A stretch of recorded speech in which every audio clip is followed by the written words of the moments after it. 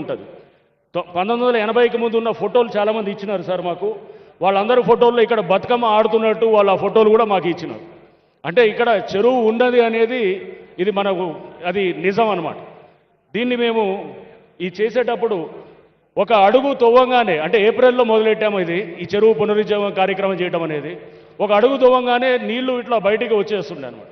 అప్పుడు అక్కడ ఎవరైతే ఈ కబ్జా చేసినారో వాళ్ళంతా ఇది పైప్ లైన్ బర్స్ట్ అయింది, ఇక్కడ ఏదో కింద డ్రైనేజ్ పైప్ లైన్ పగిలి ఇదంతా అయిందని చెప్పి మా మీద పలు అబాండాలు చేసినారు.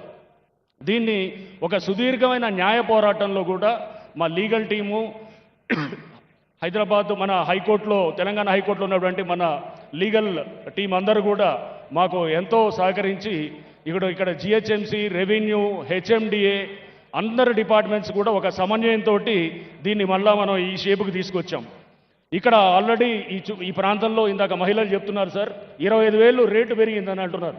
అంటే రియల్ ఎస్టేట్ వీళ్ళు పక్కన ఉన్న అపార్ట్మెంట్స్ అందరిది కూడా 25,000 గజానికి ఇది పెరిగిందని చెప్పేసి.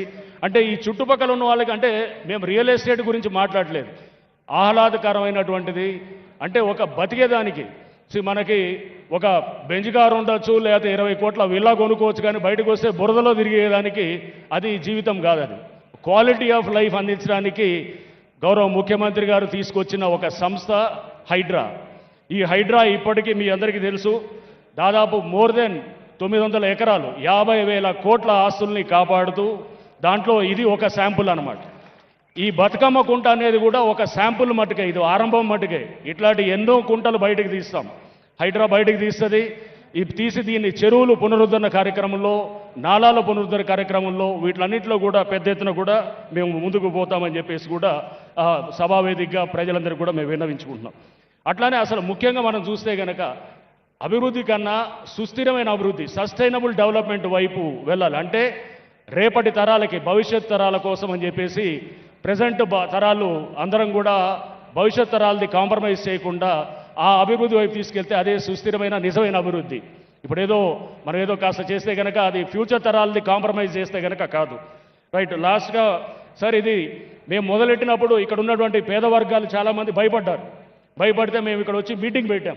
ఈ బస్సీల్లో మీటింగ్ పెట్టి, ఈ మీటింగ్లో అందరికీ కూడా చెప్పాం, హైడ్రా ఎటువంటి పరిస్థితుల్లో పేదల వైపే ఉంటుంది తప్ప కానీ మీ ఎవ్వరి ఇళ్ళ జోలికి రాదు అని చెప్పేసి కూడా స్టార్ట్ చేసినప్పుడు కూడా చెప్పినాం. దీన్ని కొంతమంది ఎవరైతే వెస్టెడ్ ఇంట్రెస్ట్ ఉన్నారో వాళ్ళు నిత్యం కూడా హైడ్రా అనేది పేదల మీదకి వస్తుందని చెప్పేసి చెప్తున్నారు. ఇక్కడే సాక్ష్యం. ఇక్కడ మొత్తం కూడా ఏదైతే కనుక 15 ఎకరాల చెరువుల్లో 10 ఎకరాలు ఆక్రమితమైంది. దాంట్లో చాలామంది పేద మధ్యవర్తి వర్గాలు ఉన్నారు, వాళ్ళని టచ్ కూడా చేయలేదు.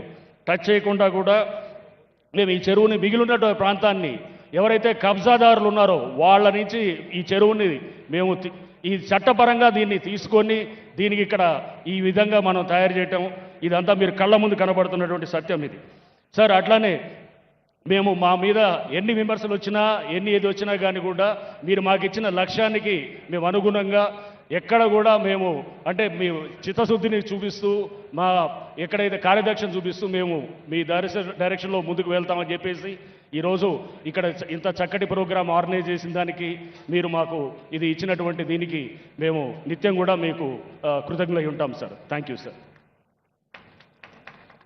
హైడ్రా కమిషనర్ సీనియర్ ఐపీఎస్ అధికారి రంగనాథ్ గారికి శుభాకాంక్షలు, ధన్యవాదాలతో ముఖ్యమంత్రి గారి నేతృత్వంలో సాగుతున్న ప్రజాపాలన, ప్రభుత్వ ప్రాధాన్యాల, అభివృద్ధి, సంక్షేమం అందరికీ తెలుసు. ఆ పక్కనే ఆస్తుల పరిరక్షణ అనేది కూడా ఎంత ప్రధానమో 50,000